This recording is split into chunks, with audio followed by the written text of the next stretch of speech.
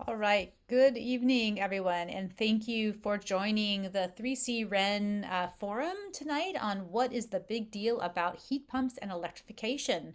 We're assuming that we'll have a number of folks joining us over the next minute or so, but we appreciate your promptness, and we're just going to go ahead and get started with our meeting today. So I am Mindy Craig with Blue Point Planning, and I am the moderator for today's meeting. So you'll be hearing from me quite a bit. So thank you for joining us and welcome. I'm sure everybody has known and mastered Zoom completely, but I'm going to give a quick little overview today. It'd be great if you have an opportunity to have your name on your screen just so we can see who's here. It's the little three dots on the side of your name, and you click on that and you can hit rename if you like. Please make sure to mute while you're going. We love the dogs, the babies, and everything else, but if we don't have to hear them, that'd be great. And make sure to obviously unmute yourself if you're going to speak. We'd like you to use the chat box as much and as often as you like. We will have folks who will be monitoring that so that you can ask questions, get clarifications. And so if something comes up and you just don't understand what a word was or a concept, or you want to add something, use that chat. We'll keep that also as something that we will look at afterwards, and it'll help us inform our future efforts. You can also have reactions, which is sort of the thumbs up, smiley faces, and you can also raise your hand if you want to ask a question. And we will have several places during the meeting today where we're going to ask the people on their meeting to ask questions and to participate. So you can either do it by typing it in or by actually raising your hand. As you may have seen a second ago, the meeting will be recorded.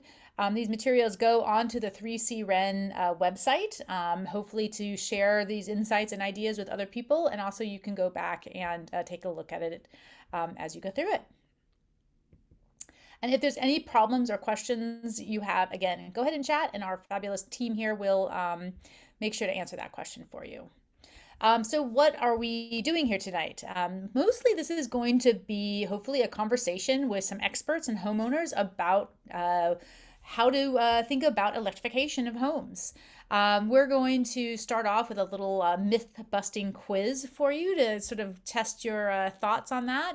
And then we're going to go give an overview of what's actually happening in the Tri-Counties from folks from the 3C Ren team. And the bulk of our evening will be a panel discussion. And we have a great group of people here today. We have several homeowners, somebody who is on a statewide building decarbonization coalition, as well as local contractors who have deep experience in this area, who are going to share their ideas, thoughts, and best practices for you going forward. We'll finish up with some final thoughts for the day, and again, 3C Ren will close this off. And then we have a half an hour set aside for the end of the meeting. If you really want to have a deeper conversation, we'll just leave it open to a big room and have some additional questions. So that can go from 6:30 to 7. You're welcome to continue with your evening or stay with us, depending on whatever you like. Also, I just wanted to let you know that we have a great group of folks from 3C Ren. You'll hear from a number of them today, and you'll notice on their back screens they have the 3C Ren logo. You can note that, and they also have on their name as well. So give a little wave, everybody, to the 3C Ren who are bringing this to you. They're amazing. Okay, so without further ado, I'm going to get us started with a little bit of a myth-busting quiz. So you're gonna see on your screen in just a minute a poll that let's see, let's go in here. You should now see on your screen a poll, and there's going to be several true or false questions. The first one is true or false. Home electrification is the most impactful step someone can take as a homeowner to fight climate change. And you can read through if I'm going fast enough. And can you guys all see that? I just want to make sure that's showing on your screen. Yeah, great. The second one, true or false? Residential homes and commercial buildings contribute 10% of California's greenhouse gas emissions. True or false? Your home's air quality can be 2 to 5 times worse than outdoor air quality when you cook with a gas stove. True or false? And fill in the blank. blank, heating and cooling or water heating accounts for the most energy use in the American home? You get to choose one of those. So we'll give you guys a few minutes to do that, and we'll reveal those answers.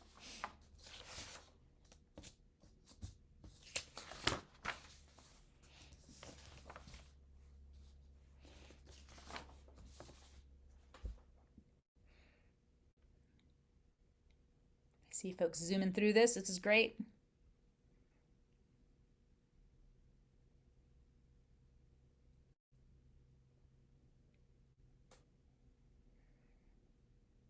All right, I see a couple more people giving us answers here. So let's start off with number 1. Jordan, do you want to tell us what the answer is on number 1? I'm calling you out here. I can't see the poll for some reason. So I'm going to have to defer to someone else. Oh, okay. So let's see. Who can see the poll? Sean? I'm going to go ahead and say true as a homeowner. That is right. It is. It's a huge opportunity for us to reduce our carbon footprint as a homeowner. So, and our folks here on Thing are really got it, about 78%. I have a couple people who are still doing it, but I'm going to hit end poll, and so you can see share our results here. Hopefully you guys can see that now. And on our second one, let me see if I can have somebody else. True or false, our resident homes or commercial buildings contribute 10% of California greenhouse gases emissions. Is that a true or false? Jordan, do you see that? Nope. All right. Who else did it say? How about you, April? Can you tell us? Putting me on the spot, Mindy. I know. I'm not. I think I might have gone with false. It's going to be more. It contributes to a higher level of our greenhouse gases. So we have the people who are like, what is that? It is a huge amount, but there is more. It's about 40%, depending on how you calculate all of that. Our buildings are a huge part of our greenhouse gases. So on this one, while we have an overwhelming on number 3, your home's air quality can often be 2 to 5 times worse than outdoor air quality when you cook with a gas stove. Look at that, 98% have heard it's true, and that's right. The gas cooking can be a really big problem, especially when we don't have ventilation. And finally, heating and cooling or water heating accounts for most energy use in the American home. Who wants to give me that? Come on, Jordan, you know the answer to that without seeing it. Nope. I know it's water heating. There you go. So it's water heating, particularly in the Tri-Valley, Tri-Counties. So that was a little bit of a myth that people need to know, that it's our water heating is a huge sink for that. So that's a fun way. Yes. May I ask? I have a on-demand water heater up in the attic, and I think that's a lot better than the tanks. I think you're probably right, but let's hold on that, Newton. We'll talk when we get back into the meat of the meeting. All right. Thank you. All right, I'm going to stop sharing that, and I am going to move us on to Gray Gattaro, who is going to give us some good background on the 3C Ren. Gray? Hi, everyone. Thank you so much for joining us. My name is Gray Godero, and I'm a Civic Spark Fellow for 3C Ren and the County of San Luis Obispo's Planning and Building Department. So today we're going to be talking about home electrification. And before we dive in, I'm here to give you a brief introduction about our agency, as well as some information and context surrounding the home electrification movement. So we'll hop into a video about 3C Ren, and then we'll move from there if we want to progress slides. Great. We're 3C Ren, the Tri-County Regional Energy Network. Our name says it all. We are 3 counties working together to improve energy efficiency, helping our region meet state and regional climate goals. And we're a network connecting local governments, businesses, and neighborhoods to bring energy savings, workforce development, and economic opportunities to our communities. 3C Ren programs are making our buildings energy smart and helping upskill, diversify, and grow our building industry workforce. Currently, 3C Ren offers 3 programs: Home Energy Savings, Building Performance Training, and Energy Code Connect. 3C Ren's Building Performance Training program works with building professionals, helping them understand building energy so they can deliver the best service to their clients. Building performance training offers classes on topics like HVAC systems, heat pump technology, zero net energy, and other foundations of building science. We work with local architects, contractors, real estate professionals, and others to encourage a forward-thinking approach to energy efficiency, supporting businesses and adding value for customers at the same time. Our expert instruction helps develop the skills needed to create high-performance buildings where every element works together as a system, creating greater efficiency, comfort, health, and resilience. Visit the 3C Ren website to search and register for classes, or contact us to schedule a customized presentation. 3C Ren Energy Code Connect makes code compliance easy. Energy Code Connect helps the region meet state climate goals with trainings, forums, and personalized energy code support for building industry professionals. Energy Code coaches answer technical questions about modeling and compliance reporting to support building departments or private firms. Coaches can review building plans, meet with local building departments, and provide on-site construction meetings to discuss your specific energy code and California Green Building Standards needs. 3C Ren targeted trainings and regional forums make it easier to use, comply with, and enforce California's energy code. Contact us online or by phone for support. Home energy savings helps residents and building owners lower utility bills while creating healthier, more comfortable homes. From smaller, free upgrades like a new smart thermostat to deeply discounted ones like replacing an old, inefficient water heater with a safer, ultra-efficient heat pump water heater, 3C Ren makes projects affordable and the installation process simple. They can also advise customers on financing options, identify other incentive programs to layer on, and help plan for future upgrades. Visit our website to learn more. We're 3C Ren. Learn more about how we can help you at 3c-ren.org. All right. Back to you, Gray. Great. So just to go a little bit further into who we are locally as an agency, our team at 3C Ren is a collaborative partnership between San Luis Obispo, Santa Barbara, and Ventura counties. And our goal is to improve energy efficiency in our region by offering free programs and services to all building professionals and households. 3C Ren is funded by ratepayer dollars, which all grid users pay into in our utility bills through the public goods charge. The benefit of being ratepayer funded is that there's no cost to those that we serve. And as a regional energy network, we're able to return those dollars back to our local economy, which has historically missed out on some of these funds. Next slide. So you just heard a little bit about our programs, but to reiterate, we have 3 programs currently on offer. Our Energy Code Connect program serves all building professionals with AIA accredited courses, quarterly forums on energy code topics, and a code coach service with live representatives ready to answer questions about the energy code. The Building Performance Training Program serves current and prospective building professionals, offering training in technical and soft skills related to building science. And our Home Energy Savings Program incentivizes contractors to educate consumers on energy efficiency upgrades and offer support through rebates. And we'll hear a little bit more about that program later. Next slide. So if we're going to talk about electrification and the energy that we're using, it's important to think about how we're using our energy at home. So in California, existing buildings account for roughly 37% of statewide energy consumption, and space heating and cooling, think air conditioning and heaters, are one of the #1 sources of energy consumption in single-family homes. Space heating is one of the largest generators of pollution in California.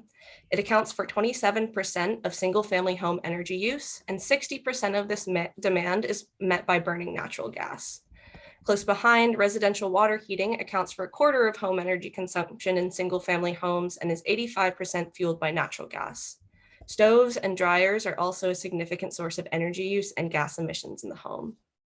Next slide, please.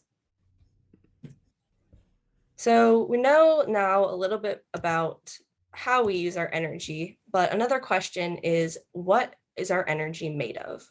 Electricity can be generated from solar panels, wind turbines, hydroelectric dams, nuclear reactors, fossil fuels, and more. So here's a little bit of data on the fuel mixes included in the base plans for investor-owned utilities in our region. In recent years, utilities have brought in more and more large-scale solar and wind farms to reduce pollution and the climate impacts of generating electricity. While bringing on more renewables solves some issues with our energy system, we also need to make it safer, easier, and more efficient to get electricity where it's needed. Next slide. So like most electric grids, California's electrical system was built around centralized generation and distribution. That means that power is generated at large facilities, often in remote areas, and distributed through transmission and distribution lines to your homes.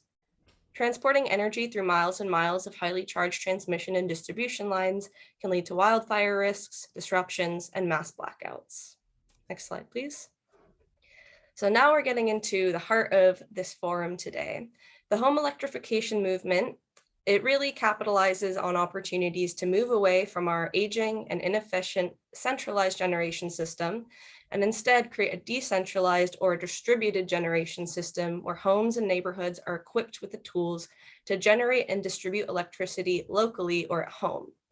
Many jurisdictions across California and the US are passing or pursuing policies that will require all new buildings to be all electric, but this doesn't account for the roughly 10 million existing single-family homes in California that not only depend on the grid, but rely on inefficient and emission-producing fuel sources and appliances within the home. Building electrification refers to the transition from relying partially on gas combustion to using all electricity to power the appliances in your home. Gas-powered appliances use either propane from a storage tank or, more commonly, gas from a utility hookup in your street to your home. The gas is ignited and burned directly by the appliance to create heat, and this burning releases carbon dioxide, carbon monoxide, and other greenhouse gases.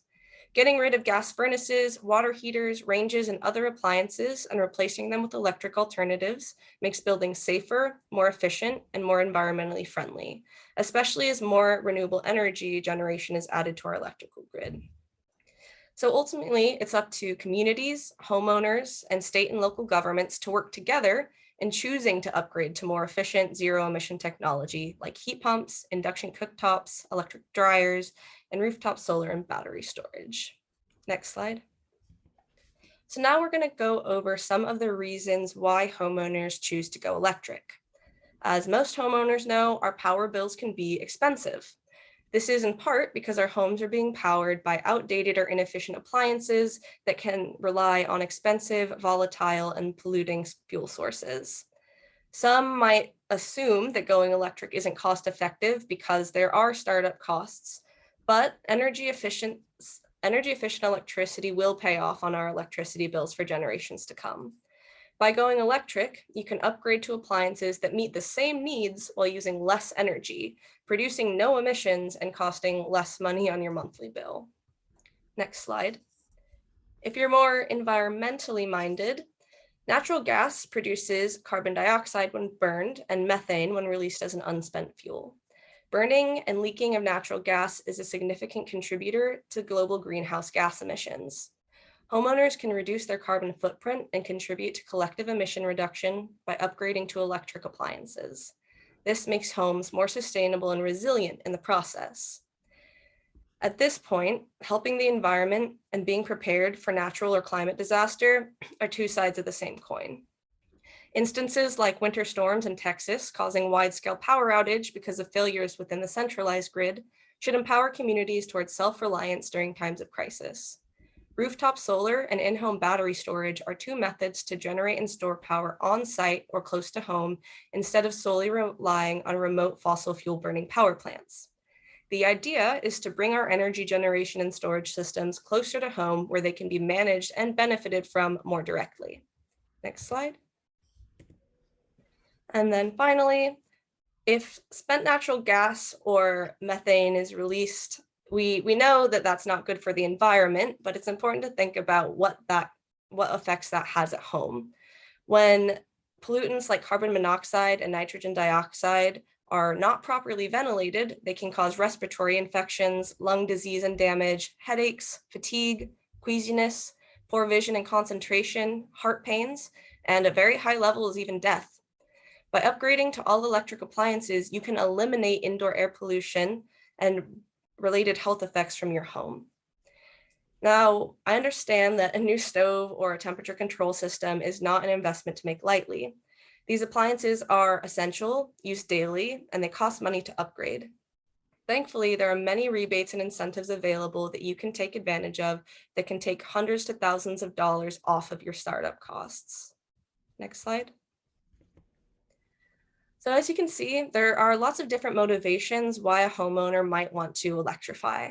Our appliances can do more to improve our health and comfort while using less energy, reducing our energy bills, creating self-reliant and resilient homes, and lowering greenhouse gas emissions to help the planet. And there's never been a better time with all the rebates and incentives available to replace your old appliances. Next slide. Oh, just back one more. I think we probably need to move forward, Gray, over to April. Okay, perfect. Well, then with that, I will hand this over to April Price to speak more on our home energy savings program. Great. Thank you, Gray. All right. Good evening. April Price, a program manager with 3C Ren. And I just wanted to quickly let you know about a couple of programs that we have to support your transition to adopting some of these electrical appliances. First of all, if we happen to have any multifamily property owners or folks that live in multifamily properties, we are currently offering a multifamily focused upgrade program that offers incentives to support both electrification and energy efficiency upgrades. So this is a great opportunity for you to, as a property owner, do some really deep upgrades, retrofits on your entire property. Or if you live in a multifamily property, let your landlord know that there is money to support this transition, and you can sign up on our website. Next. Next slide. Oh, sorry, did not go. Oh, now it's here. Thank you. We also have a program to support SingleFamily upgrades. And this program will also provide incentives for both electrification measures and just general energy efficiency work, which work together to make your home much more comfortable and lower your energy bills. In order to participate in this program, you just need to work with a contractor that is enrolled in the program. This program is just getting started, so we will be following up with more information to everyone that signed up for this webinar. And if you happen to be a contractor on this webinar that delivers services, either energy efficiency or electrification related, then please follow up with us to learn how to enroll in our program. And back to you, Mindy. Great.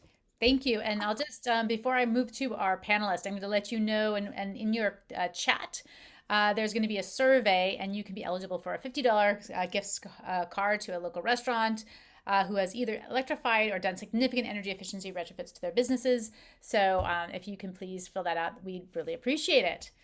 Okay, so I am going to move us over into our panel really quickly. I'm going to first just jump into the introductions of our panelists, and then we'll turn off the slides so we can actually see their live face.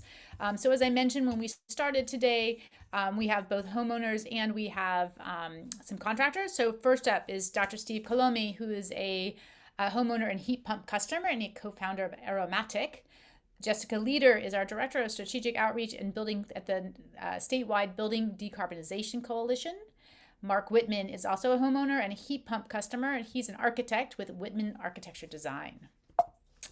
And next, sorry. Also, we have Ben Hummer with us, who is a residential manager of West Coast Air Conditioning, Heating, and Solar.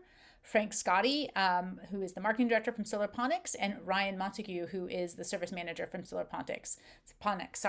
And Frank is also a homeowner, as of everyone lives in the house, but Frank has also been doing some electrification. So I'm going to go ahead and stop my sharing here so we can see everybody. Can we get all of our panelists on the spotlight? There's me. Hi, all. So as we're getting folks up on our panel, I just want to let you know what we're going to do right now. So I'm going to ask some questions of our panelists, and we're going to have a couple places where you guys can all ask questions. So as they're going on, you can type your questions into the chat and we'll get to those as well. And you can also raise your hand and we get to that question, we can have you speak to that. We really want to hear from you, so please, we encourage you to do that. All right, so we're going to start off with having each one of our panelists introduce themselves briefly and tell us just one or two quick things about why they're so excited about electrification. So I'm going to go along my window here, and I'm going to start with Frank. Why don't you tell us a little bit about why you're excited and introduce yourself? And then you can ping pong to the next speaker. Okay, great. Hi, my name is Frank Scotty. I work at Solarponics and also a homeowner that has solar and a heat pump.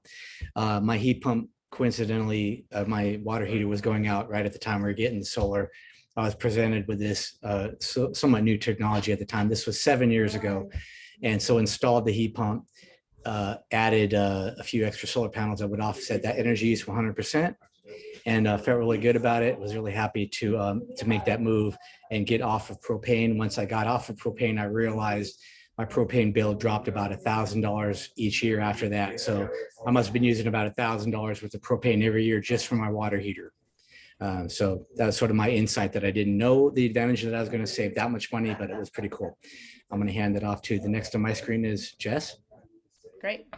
Thank you, Frank. Hi, everyone. My name is Jess Leader, and I'm the Director of Strategic Outreach at the Building Decarbonization Coalition, also known as the BDC. And my road to being invited here was that I'm running the Switches On program. I'm not sure, some of you might have heard about this campaign. 3C Ren is one of our valuable and esteemed partners, which is very exciting.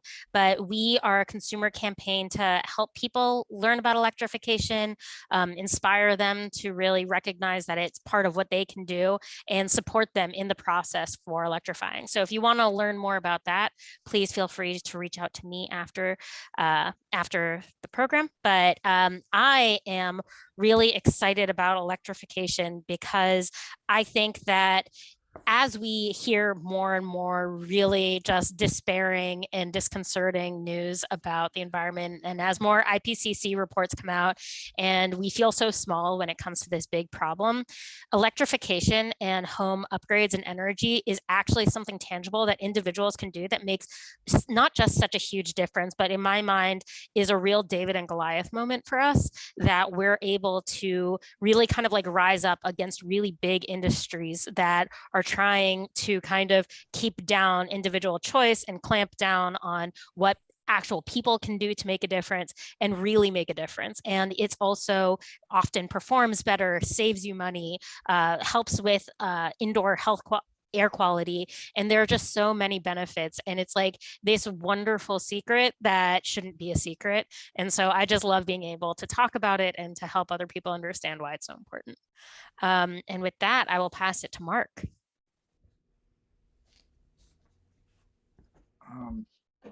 Hello, everybody. Thanks for inviting me to be here. My name is Mark Whitman. I'm an architect in Ojai, California.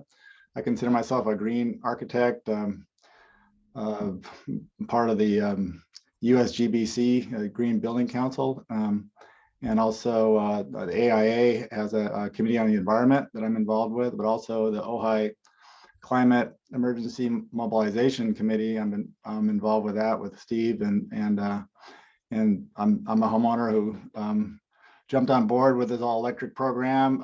Mostly kind of a lot of what Jess just said is I think we are, this climate emergency is threatening our way of life and our civilization as we know it. And I think it's a small way for all of us to, jump on board and try to tackle this problem that we're facing. And so I'll pass this on to Ryan. Hey everybody, my name is Ryan Montague. I'm the service manager at Solarponics. I'm excited about electrification because I'm in the solar industry, so that helps us out a lot.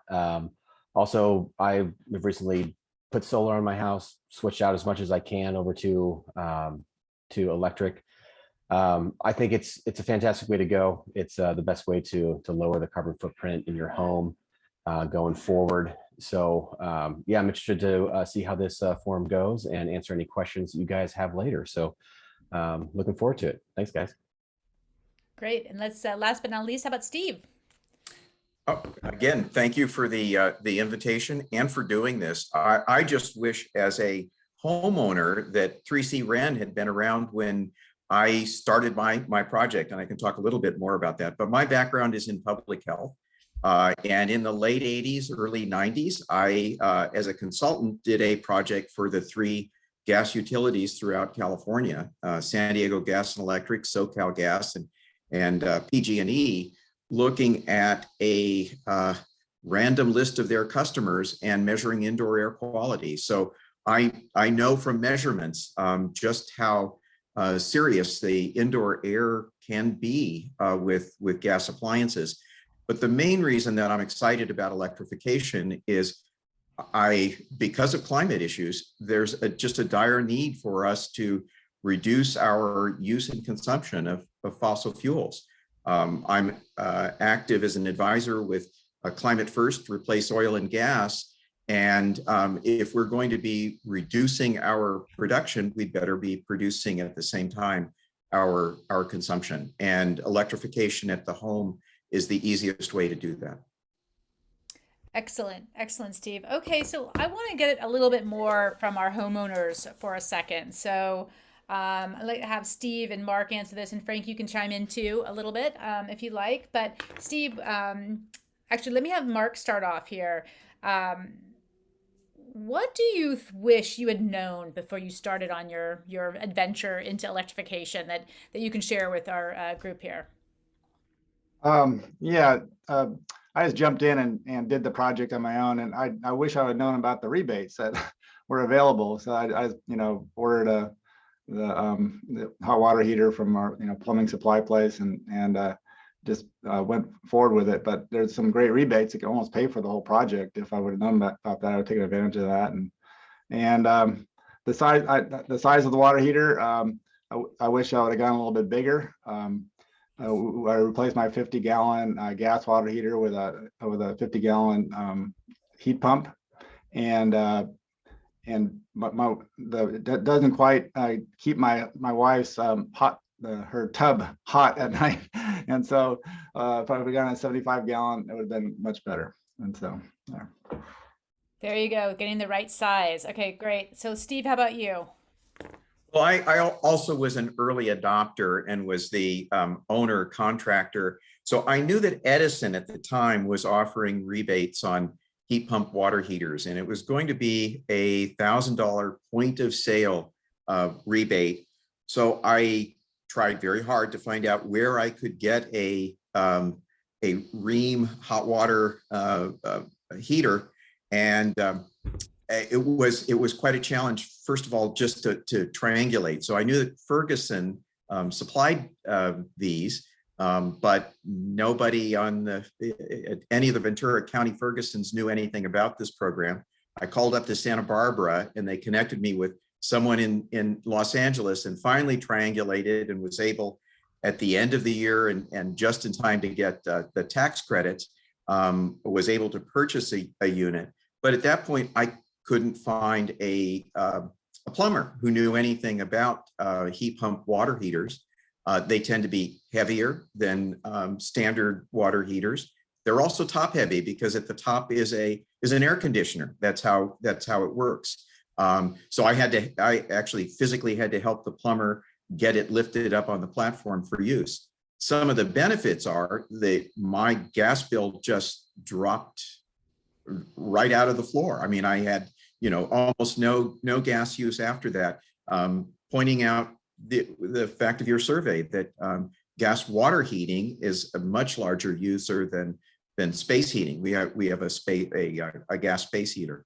One of the big benefits that I wasn't anticipating, and this is really part of the planning of where you put your water heater and how it's used, is that we have an attached garage, and it's an unconditioned space. It gets wicked hot during the summer. So my space water heater draws the heat from that hot garage and cools it down because the waste in this case, refrigeration goes into the garage. So I think really sort of understanding these systems, having groups like 3C REN and the Switches On supporting this is something we really need to make sure that the public becomes aware of. Great, thanks, Steve. And I'm wondering if Frank, you have anything to add to that, and just loading in the chat that somebody's really interested also in the heating and doing a heat pump for HVAC. So if you have any thoughts on that too, that'd be great. As far as what was it? What was in the chat that you wanted me? Oh, just wait. I'm just wondering about your thoughts on what you've known, and if you had any thoughts on if you did more than just hot water heating. Yeah, well, being in the renewable, sustainable energy business ourselves, yes, I did. I did multiple things at the same time. I also have solar pool heating and solar PV on a roof. But I guess I researched it pretty thoroughly. What I would ask somebody else to do that I wouldn't have thought of unless I was in the business was to look at the 10-year cost of ownership, because that's where you really start seeing benefits. And it's not just cost, but it is air quality. It is savings on what your alternative would have been. We've had a lot of questions since then. It's like, well, it costs a little bit more than going to the hardware store down the street and buying one off the shelf. But that's not looking at your 10-year cost of ownership, where traditional water heater gets more expensive every year. So all those surprises I think that came up, we know now. And also there weren't a whole lot of models back 7 years ago. Now there's a lot of options and different size heat pumps and pretty much a solution for every end user. Awesome. Great. Thanks, Frank. So I want to take it now and ask a little bit about, from our contractor's perspective, when we go into a home and just start to talk to them about this, what should they be asking you? What would you want our homeowners to do to get prepared to make this an efficient process? So maybe I'll start with Ryan. Do you want to start and talk a little bit about that? Yeah, absolutely. So I'll actually speak from the contractor's point of view. When I speak to a client, if they're going from gas to electric, obviously the first question is, well, you need electricity. So where is your electrical panel? If it's in the garage, easy, that's great. Also, how much room do you have? If it's in the garage, again, easy. But if it's in a closet, you need typically about 1,000 cubic feet. That sounds like a lot, but it's a room that's 10 by 10 by 10. So where is it? Where's it going to go? You can vent it. There are ducting kits for it.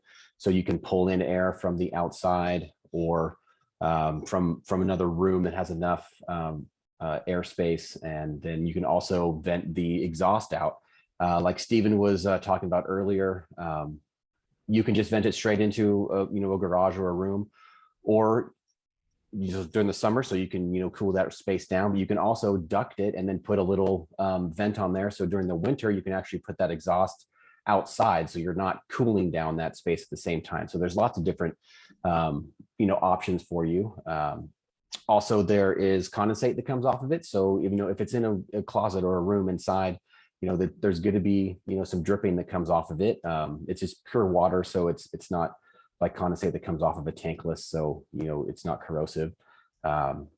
There's a few other things to think about. There is a noise to it. It sounds, Frank has told me, it sounds like a box fan that's running. So if it's in a room that's inside the house, that's something to consider. But really, there's a few things. Like really, it's the electrical and then the space requirements. At that point, like the air volume. After that, everything else is fairly straightforward, because you've already got a water heater somewhere, and it's not going to take up a whole lot more room than that.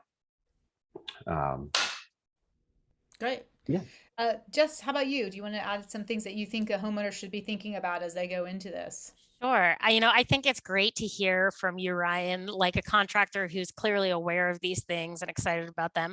But talking to our contractor and really understanding where they stand on electrification is also really important. Making sure that they've gone through trainings and they're vetted and they're open to doing this type of work and they've done it before. So, for instance, through the Switches On, we work with the Protect Clean California program, which is specifically geared towards contractors to ensure that they're getting the training and incentives to promote electrification. So really making sure that your contractor is aware of these incentives and is aware of the values and is aware of some of the mythology around electrification.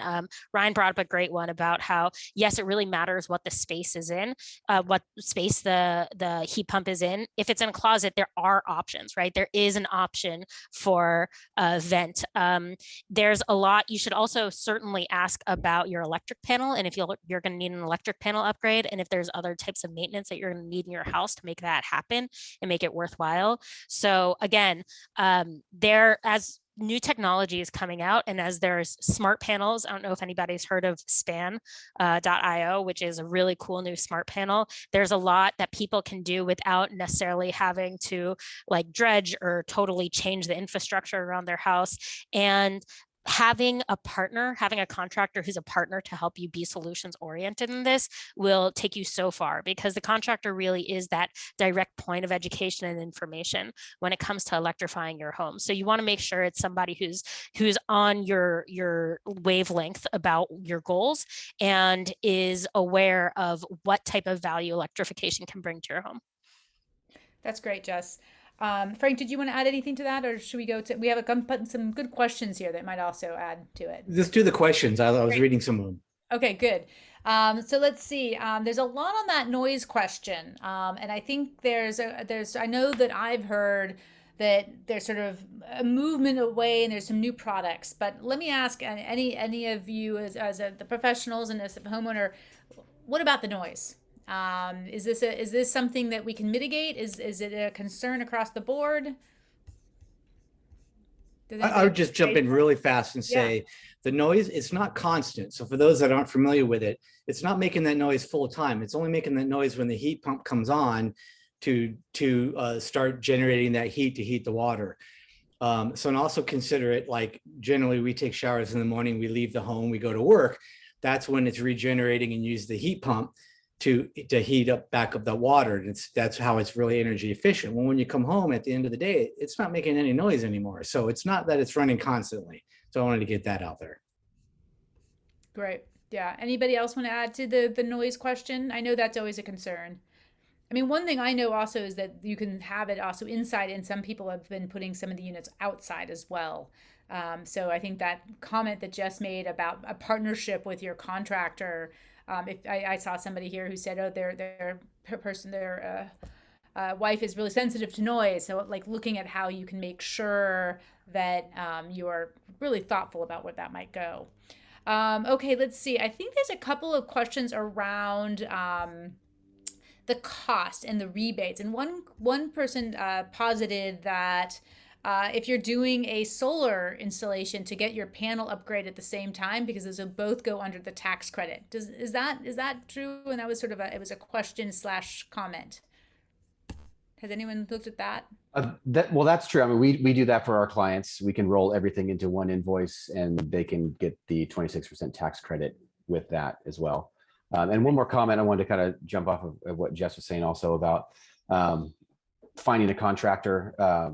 If you just find a plumber, if it's an electric tank already, then it's not that big of a deal. But if you have to run electricity and plumbing, might be better to find somebody that can do all of that. That way, there's not coordination between two different entities and all that. So just something to think about. Right. So really picking out and vetting that contractor to do what's necessary. Jess, there's somebody here wanted to hear a little bit more about those smart panels. Do you want to kind of give a little bit longer description? Maybe not too long, but just kind of just one more step above. If only Span knew that I've become like a shill for them in so many ways. But right now they're the only company I really know of that's doing this. But I can only hope and assume more will start, because it is so valuable, since so many people are going to need these electric panel upgrades. I am not an engineer, so I don't want to speak too much to it, but I do know that they've recently come out with a new smart panel, and I can send you to the website. I can send you to Span people, but basically it is their old model, I know, did still require some trenching. I think that they have a new model that can actually be installed in a number of different configurations, in a number of different ways that don't require trenching near your home. Yeah, I want to be really careful to not try to say anything too technical or specific about it because I don't know, but I can't suggest it more. Okay. I'm also dropping in here switcheson.org, which obviously I'm going to be promoting, but also there are two separate sections in switcheson.org called Speak to an Expert, where you can speak to people both about solar for your home and water heaters for your home. They're still coming out with other specific appliance spaces also, and also find a contractor tool, which helps you find contractors, to Ryan's point, that can really be a one-stop shop for you. A lot of people can do more than one thing, or they are working with subs who do a bunch of these, and they're all vetted through the tech program and through the different marketplaces that we utilize. So all contractors who are pro electrification understand how it works and have done it before. Great, excellent. There's a couple cost questions. We're going to ask that question to the whole panel in just a second, so I will get to that. But there's another question here, which I think is great, and maybe Mark or Steve can both do this. Is what kind of maintenance do you need on this, your systems? Mark, do you want to start, and then Steve?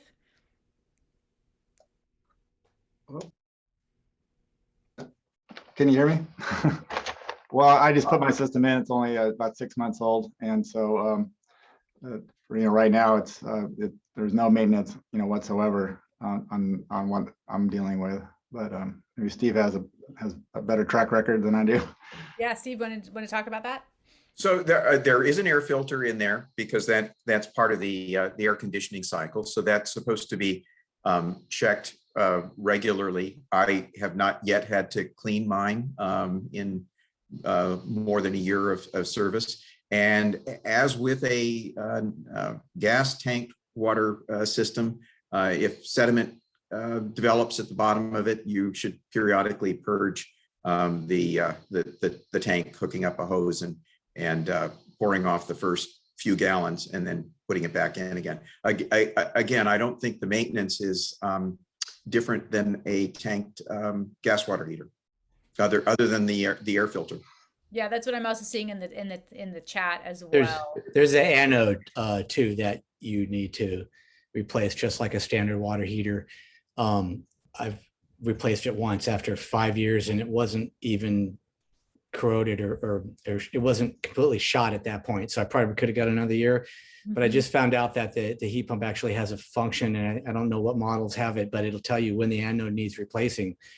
So like I said, 4.5, 5 years into it, I replaced the anode once. It still looked okay, but we replaced it.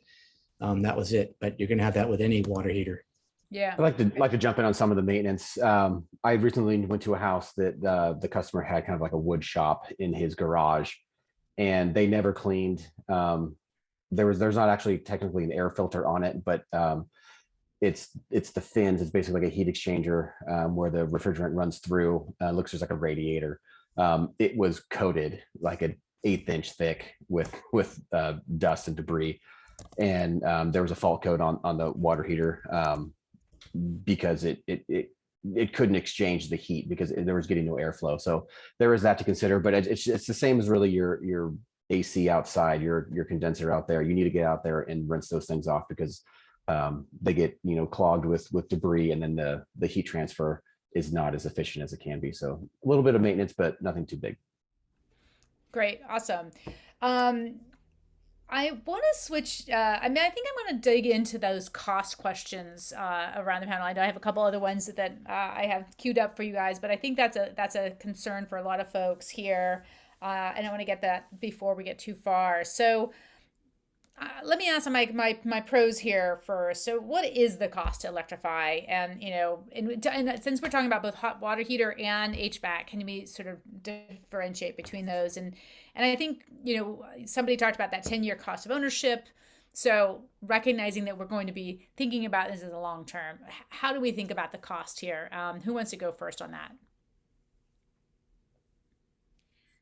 Can I speak generally to that, since Sure, Jess. I am, again, not the contractor here, but Rewiring America recently came out with a study that showed that out of the 121 million homes in America, 104 million could get cost savings by going electric. So although there might be differences for different people, and clearly pay over time and everything can be different in the long term. And as we're seeing such instability in gas prices, there is so much value in electrification. But I do know that homes are complex. Different people have different needs. Different electricity rates and gas rates in different places mean that there's not a one size fits all solution, but there is a solution for the majority of Americans that make it cost effective.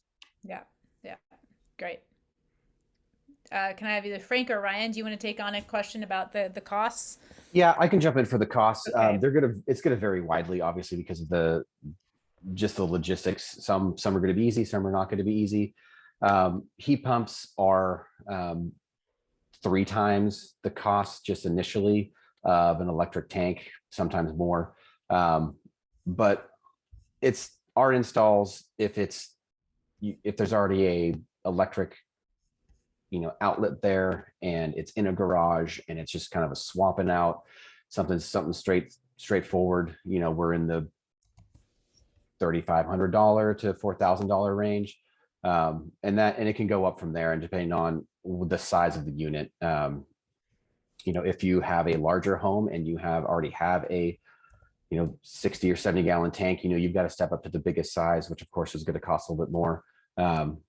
But added into the initial cost of it, obviously the cost benefits in the long term hopefully will help pay that back. And if you add solar with it, then you can get that tax credit, and then it's not really costing you any energy because you're offsetting it. So the costs vary widely, but it probably starts in the $3,000 range. All right, so let's go to truth testing here. Steve and Mark, how much did it cost you guys? And you give us a little I know that there's a little bit of differences in each one of you. So help us put the reality to that, what Ryan just said. So Mark, you want to start? Sure. Yeah.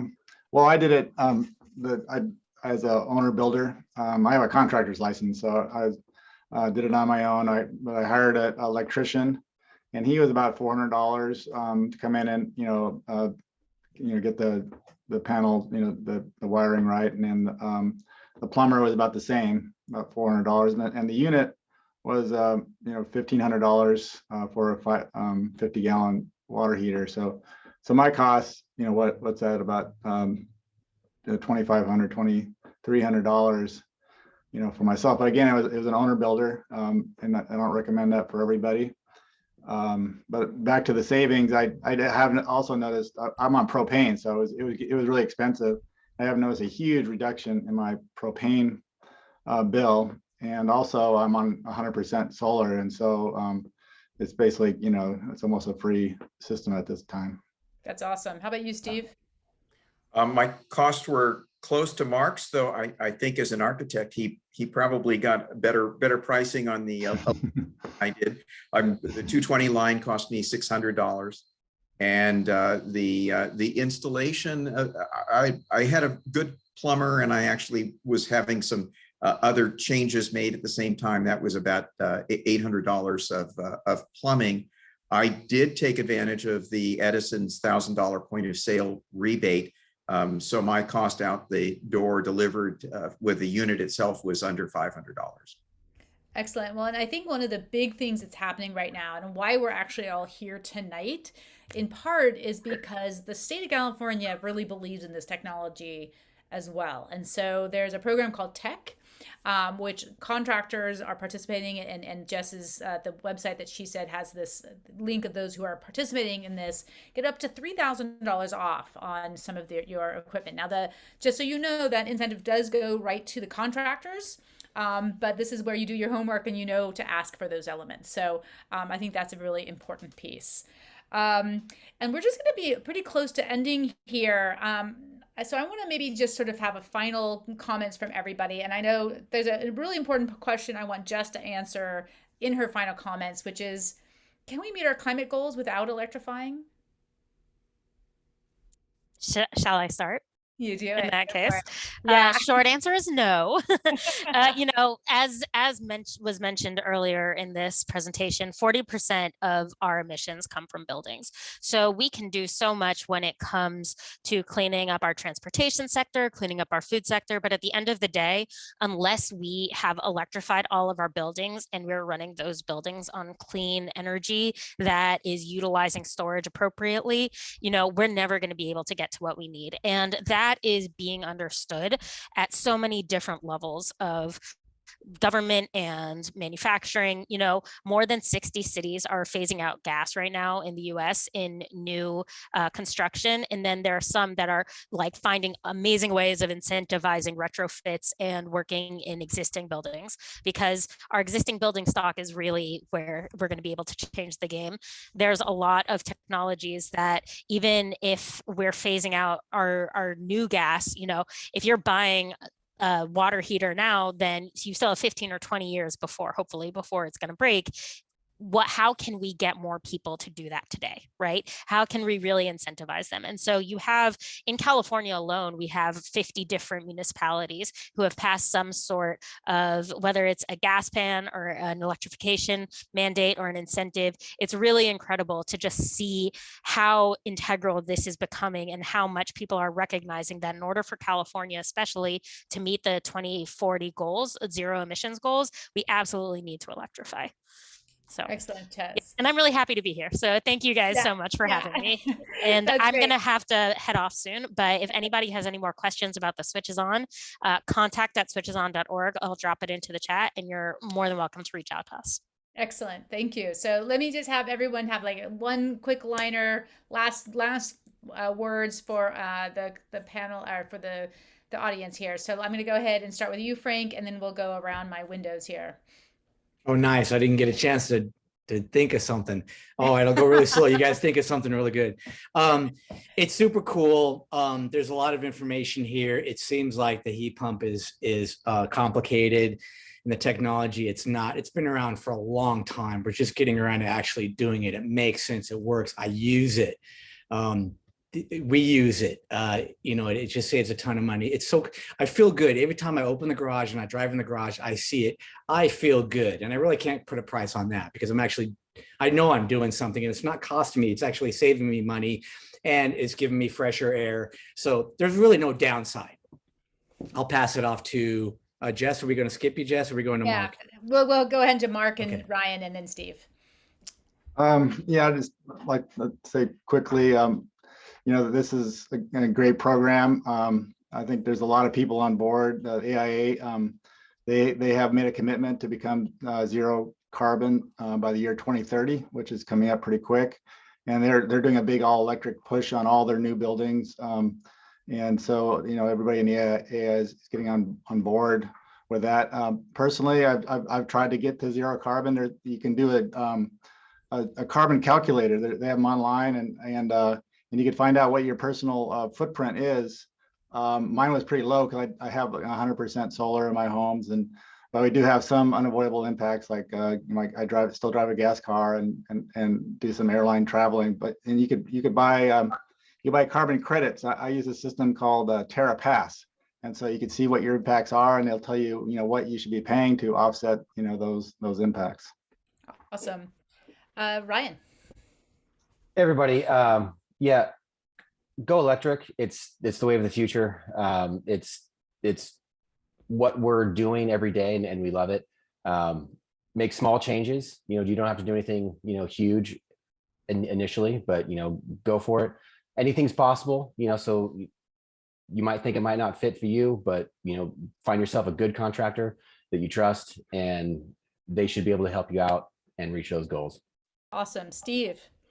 Well, anyone who's aware has got to realize that we are in a climate crisis, and this is one of the best ways of addressing that. We really do need to electrify and reduce our consumption of fossil fuels. And there have been many different industrial revolutions in the last 100 years. I think right now we're in an energy revolution, and I just am very thankful to Switches On and its incentives, and to organizations like 3C Ren because the general public is not yet aware of the opportunities that are out there and the long-term cost benefits to the homeowner, as well as the environmental benefits. Thank you so much. And I'm going to close off our panel. We will have a few minutes, as I mentioned, after we close the official meeting to continue to have some conversations, to ask some questions. But I'm going to switch it over to Jordan Garballo to close us out here. Thank you again to an amazing panel. You guys have given so much information. It's fantastic. But Jordan, can you close us out? I sure can, and thank you, Mindy, and thank you to all our panelists for being here. Jess, I know you got to go. We really appreciate you all being here. So thank you. You can move to the next slide, Mindy. So just another quick reminder, please take our survey. We gathered some $50 gift cards for 3 different restaurants in 3 different counties. So you can be eligible to win. You just have to provide your name and what county you'd prefer. So please take that survey for a chance to win that, and we'll send it off to you. Next slide, please. Yep. I should mention it's in the chat right now as we speak. Thank you, Alexandra. So just as to close us out here, I just want to talk about a little bit of what we've got going on at 3C Ren, but first to share that we have a great resource that we put together that kind of condenses a lot of this conversation. A lot of the folks on this panel had a chance to review and look at this what to ask a contractor checklist that we developed, and it's really a resource for you all to use if you are thinking about going forward with electrification in your home, and ask your contractors these kind of probing questions to make sure that they are above board and know what they're talking about. So it's a great resource. We encourage you to use it. Take a look at it. It's linked here, so you'll and it's also going to be included with your email that comes out to you by tomorrow for attending this great forum. And we encourage you to take a look at it. And huge thanks to April Price, Sarah Husky, Alexandra Brook, and Michaela Topi for developing this document for us, as well as our panelists for taking a look at it as well. We really appreciate all the effort that went into it. Next slide, please. And lastly, we just got a lot of stuff going on at 3C Ren. So you'll get all of the forum slides, the survey recording, and what to ask a contractor checklist in our in your email for attending this forum. And we have I've just provided a whole bunch of links for you to peruse at your leisure in this slide once you get the slides in that email. So we have our single family programs, on our multifamily program, as well as our energy code coach. Should you have any questions about energy code or Cal Green building standards, all of our trainings and events that you can attend, they're all free on-demand trainings that we've hosted in the past, as all of our resources and our newsletters. So feel free to click through and take a look at all this stuff. We got a lot of great stuff coming up and existing as well. And lastly, again, my name is Jordan Garballo, and if you have any questions, please reach out to us. We're happy to answer questions and provide any resources that you're looking for. So with that, I think we can jump to our Q&A if people want to stick around and ask questions. Excellent. So I'm going to stop my sharing of my screen and bring us back here. So obviously, if folks have to get off to dinner or other things, we appreciate your time here. But now we have some more questions. So I think I have probably some here in the chat. One of them, I'm just going to bring up, Andy, if you're still here in the room, we didn't get to it in the main one, which was using hot water as a storage. Because is there somebody here who can talk a little bit about the opportunity there as the sort of the hot water tank battery concept? I don't know, Frank or Ryan, you have the ability to sort of talk to Andy's question on that. I have heard about hot water, water battery type stuff. I don't really have a whole lot of knowledge in it. I do know that energy storage in the many facets and new technologies coming down the line is definitely the future and the way to hold all of that solar energy that we're making during the day and use it in the evening and throughout the night. But I don't have a whole lot of technical insight on it, but I'd love all the new storage possibilities coming down the line. Yeah, yeah. Here's one that I think we've actually talked about in our preparation for this, which is having contractors who completely tell you this is ridiculous, don't do it, you shouldn't be doing this. Often they don't know about it. And there's a lot of disinformation and sort of pushing customers away from this approach. How would you deal with that? And I want to maybe ask both from the homeowner and from the contractor thing. How do you deal with a contractor who tells you you're crazy, don't do this? Frank, do you want to start us off here? I can maybe answer that maybe from my marketing point of view when talking to our customers. And it just comes down to education in simple terms where they can understand and say, you have options. Let's talk about your options. You currently have this type of system. There's another system that we're familiar with and we can vouch for it because we've tested it, we've used it, it's reliable. Here are the costs, here are the benefits, and we will even get into the pros and the cons. So it's less about selling and more about educating and maybe stirring the customer or the homeowner down the path of helping them to make a decision. We're not making the decision for them. So because it is a new technology to them, so it's somewhat unfamiliar, but we have to kind of tell them it's not new for us, it's not new for the industry installing it and using it, it's not new for the manufacturers. So it's a soft approach for us. We don't go in and say you need to buy this this heat pump water heater, or you need to buy this system, whatever it is that we're dealing with. We'll always give them an option and try and tell them the pros and the cons of each option, and it's pretty easy to see what the pros are. And then it just comes down to cost. What am I paying for that, which is way better for me versus the standard, which is our current technology. Right, right. Hey, Jordan, I'm wondering if you can add anything to that. I know in the what to ask a contractor toolkit, I think we may have addressed this question as well. Did you have anything to add to what Frank mentioned there? I think it's really, there's a lot of great resources out there, especially with now the switch is on and tech being available in terms of more education available. I think naturally we promote that you just become a more educated consumer, as well as being able to vet your contractor and get and gather resources in terms of their performance and what they've done in the past. So that's one way to kind of combat, is just becoming a much more engaged and educated consumer, as well as just finding out what contractors are offering the rebates and or incentives that are available for these types of technologies. I mean, if the money's out there and it can serve your project, then you should really go after it if you're seriously thinking about electrifying your home, or at least electrifying one component of your appliances. Yeah. If you ask your contractor about if a homeowner asks their contractor about a heat pump water heater and they say, oh no, and they just dismiss it, that's probably at least a yellow flag, if not a red flag, that they don't know it, they're not familiar with it. They don't deal with it, so they can't make any money off of it. And that should be a yellow flag or a red flag to say, they should at least respond with, yes, that's an option, or I'm not familiar with it. So if you get an absolute no, I'm going to say that's a red flag for a contractor.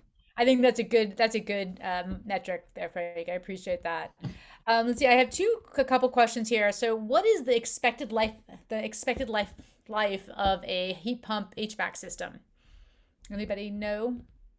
Ryan, do you know? I can't speak to the HVAC systems where we don't really do that. We do heat pump radiant heating, but that's slightly different. I did see a comment earlier about heat pump and water heating, and that is an option that we can provide with heating the home through radiant hydronic heating, and also using that same heat pump to heat a storage tank. They're completely different from the heat pump water heaters because it's a heat pump that sits outside, but it's the same technology.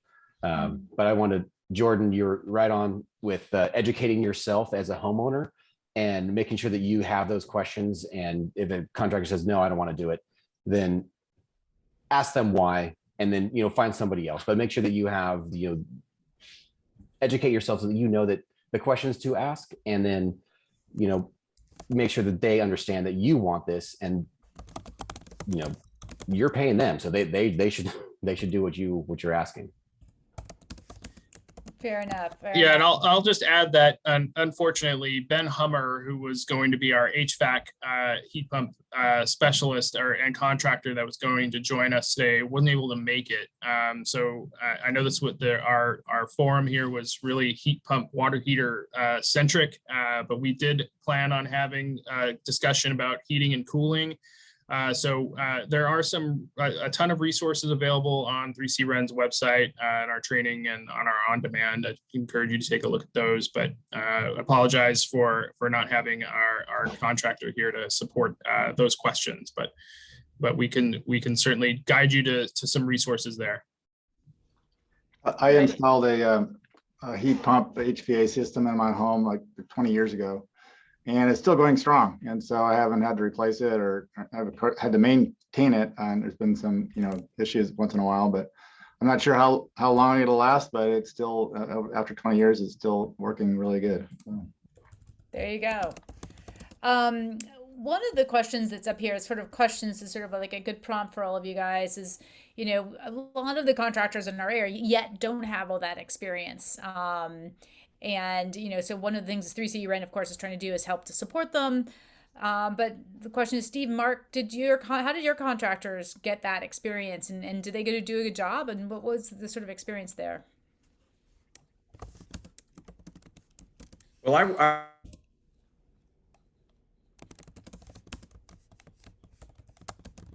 Uh-oh, we've lost you. Mark, do you want to fall in while he's... Well, yeah, my electrician, he's very competent, and actually he's familiar with my home too. So he knew my system, my panel and all that. And so it was, I think having an electrician who's worked on your home in the past and knows your panel system is important. And same with my plumber. He's a guy who actually works for me all the time. And so it went fairly seamlessly, the whole installation, and with those two guys. But I would definitely recommend getting someone competent and who knows your system. Yeah. Oh, we lost. Looks like we just lost Steve. The internet monster is here. Okay, let's see. Do we have any? There was one question to Frank specifically. Does anyone have a heat pump clothes dryer? Are they worth the cost and energy savings over gas or resistive electric? Not me. No, I do not have a heat pump clothes dryer. I have a heat pump. No, I don't. And then here's a comment, which I think is great. Permanent support forum is needed for this kind of exchange. Existing Facebook groups are being spammed by manufacturers. So there you go, Jordan and team 3C Ren. How do you have that forum? And these are often, this is, I think we didn't mention for 3C Ren, one of the first homeowner facing forums that we've done. A lot of this is actually to the contractors to bring up the trade and to help share information and best practices so they can better serve the region. So I think that's, but I like that idea. It's great. Yeah, it's a really good point, Mindy. And I'll just add that we do look toward our home energy savings program to start hosting more homeowner trainings in the very near future. I did pop into the chat and suggest that Yvonne had a great idea about having a heating and cooling centered forum is a great idea and probably worth exploring, especially in some of our climate zones here. So this is a little bit different of a venue and an audience for us. So thank you for being here and joining us today. Absolutely. So let's see, do we have any additional comments or questions here?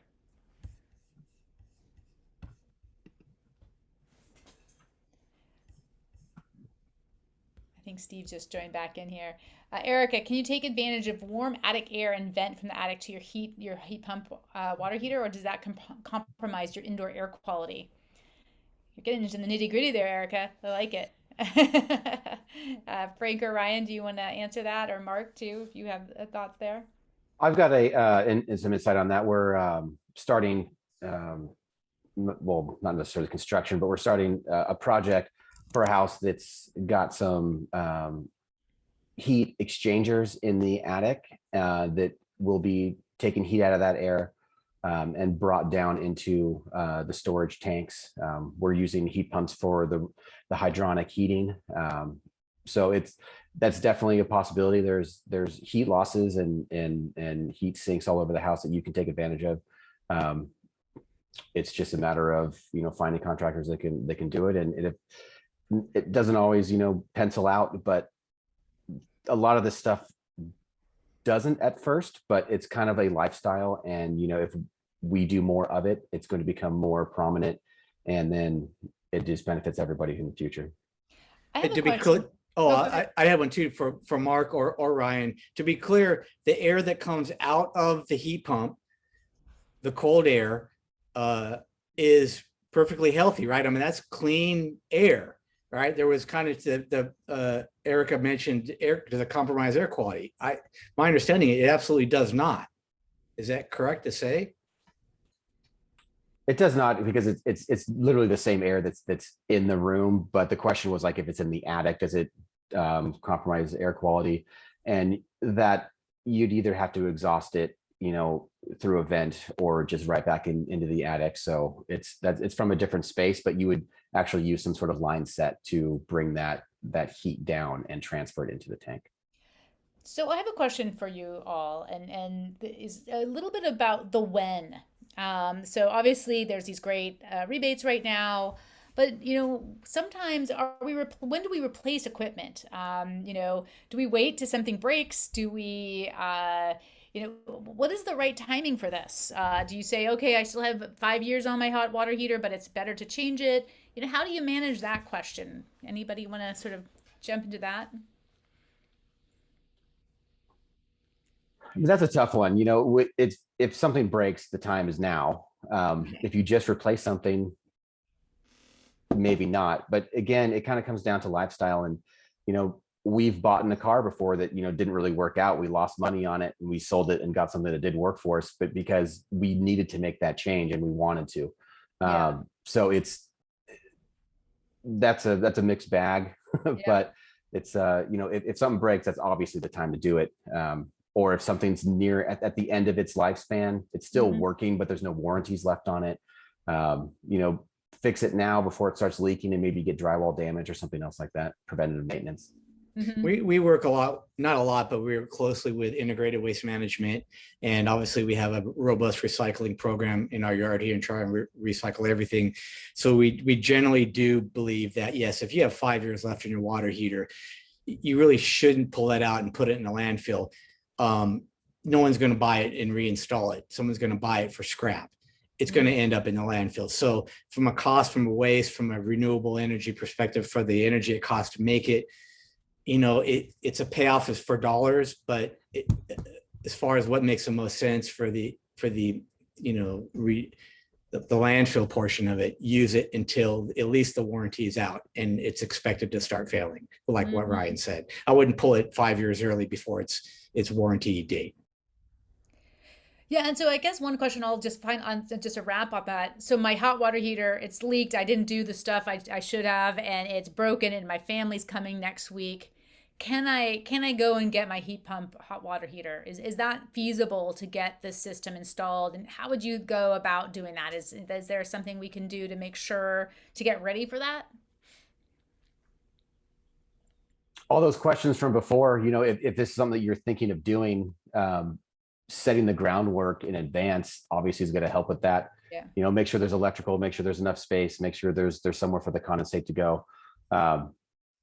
If it's an emergency and something fails, it's going to be more difficult to get a heat pump water heater installed. There are supply houses around here that do stock them. But if there are electrical and other, plumbing requirements, then just swapping out a like for like, where you can just get any, Joe plumber to do. It's possible, anything's possible, but obviously doing your research and getting the groundwork done first is gonna help you with that. And I like Javier from the crowd has a great suggestion, and I think this is something where that sometimes you get a loaner. so you can just get a gas loaner. So, you want to do the right thing. You want to move that out. So, and I've actually talked to some people who they're like, yeah, we're going to put this on our truck so we can put this in short term. And then we're going to get you set up with the right system. So I think that's the other thing is that you can also, because the gas are fairly inexpensive, so they're willing to say, hey, let's leave this in here for a couple of weeks while we get you set up. Let's see. I think there's like one or two other questions, and then we might be wrapping up. What are TMVs? When do I need to install one? I have no idea what that is. I don't know, Michaela. I think they're called thermostatic mixing valves. The only time you really need to install one of those, I would imagine, unless local codes or what they are, is if you're going above 120 degrees. And it's usually a little bit better to run your heat pump water heater a little bit hotter than that, just because the recovery time is longer. But in areas of high demand or in times of high demand, they act just like an electric tank, so that there are elements in there that can heat the water heater up as fast as you need, or as fast as it can. Or you can put it into like the full, heat pump mode, which is the most efficient, but takes a longer time. So it's really up to local codes. But if you're going above 120, then you need to install one. Got it. So I have one more question here, and then we might wrap up unless we have somebody other has questions. Have you ever seen a heat pump hot water heater installed in crawl spaces? I know, Ryan, you talked a little bit about this, knowing your space.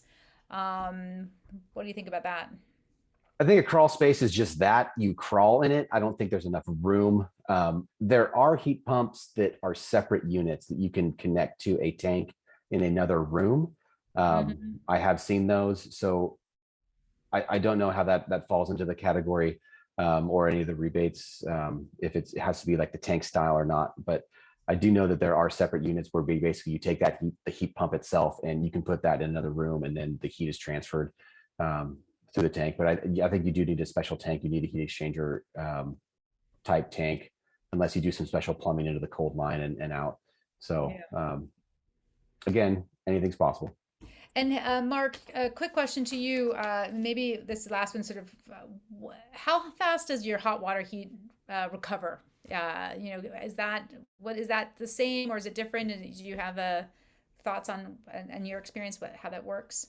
Yeah, as I mentioned before, it becomes an issue when you're filling up a bathtub and you want to keep hot water running, like my wife does as she's taking the bath. And so once the tank drained, it heated up really slowly, and she wasn't able to maintain that hot water. And so, as I mentioned, I wish we had gone up a bigger size. If we'd gone to a 75 gallon, that we wouldn't have that problem. And and she and my wife would be a happier person. Well, maybe you can tell her there's the drought, so she had no more on that. Yeah, go ahead, Frank. Mark, I experienced the same thing. I was swapped out a 50 for 50, and I would have gone back and maybe upped it to an 80, but now both my boys moved out, and so now I'm good with the 50. However, I do use the option on the tank that you can use pure hybrid, you can use pure heat pump mode, you can use hybrid mode, which will be heat pump, and if there's a demand, it'll go to electric, or you can use, I think what it calls is boost. And it's not the energy savings, but it'll turn the electric element on and it'll heat it up faster, because it's a hybrid water heater. It mostly uses the heat pump, but it has the electric element as a backup. So if I know that I'm going to have company over, or if my wife wants to take a bath, I tell her to use the hot tub. But if she wants to take a bath, I will go and I will click it to boost or electric mode, and that seems to help and mitigate that for that one instance. So it's sort of the best of both worlds. I should have hired Frank and I wouldn't have had these problems, but yeah, thank you very much. Last question here. What happens if the grid goes down and, how do you have hot water for 4 days? What kind of storage can you get? Does that work even? Any thoughts on that? I mean, obviously, if you have solar and we have the ability to have a battery, that's another thing. But Yeah, I think that's the solution, is a battery backup system to that, or a generator. People the gas generator isn't ideal either. So I think that the battery backup system is the way to go. Yeah. There are some inverters out there that feed directly into a water heater. I don't know if there's a heat pump option with that or not. But yeah, if your home's all, electric, when the grid goes down, if you don't have some sort of backup generation, then you don't have hot water. That's right.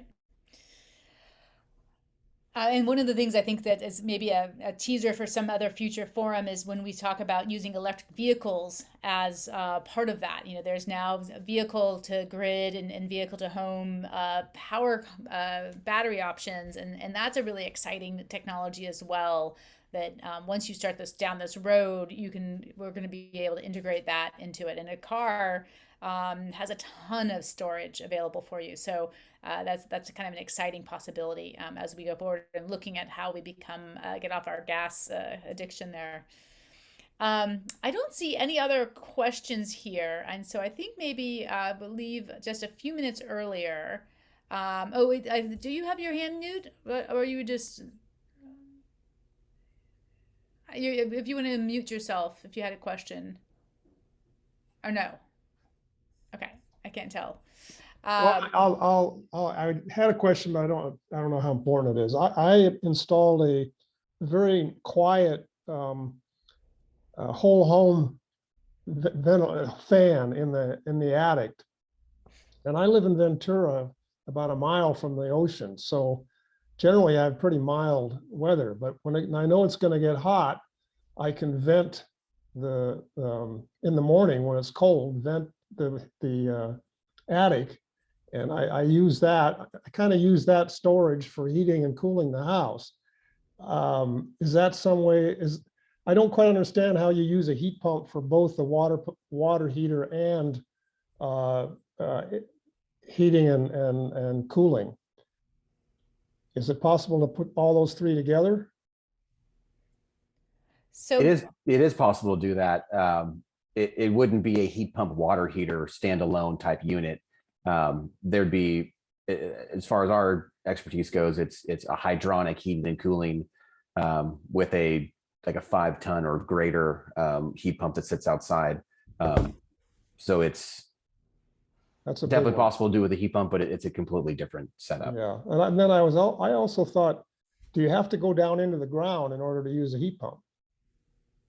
No. That's a geothermal heat pump. So that's a different application as well, which is also awesome, but different. Yeah. And there's a company called Harvest Thermal who is really kind of bringing multiple kind of elements together and trying to do HVAC and the heat pump hot water heaters. But they are systems that go outside, and there's a whole bunch of different elements. So it's not a simple streamlined element on all of that. Yeah. So I think we can wrap up our final thing here. Jordan, do you want to have any final words here as we end our evening and say goodnight? No, well, a couple, but just thank you for everyone who joined us today. Thanks for sticking with us for a lively discussion here, and all for the great lively chat. Very helpful, I think, for a lot of people. And I'd like to thank the team from 3C Ren, our planning committee, and everybody who put this together. Mindy, thank you very much for doing this and facilitating for us as always. We appreciate your abilities here and how well you manage our time and keep us on track. And thank you, Frank, Ryan, Mark, Stephen, and Jess for being here on our panel. We couldn't have done it without you. We really appreciate all of your time and efforts on this. Greatly appreciated it. Yes, thank you, everybody. We really appreciate all your time, and go electrify. Thank you. All right, good night, you guys. Thank you.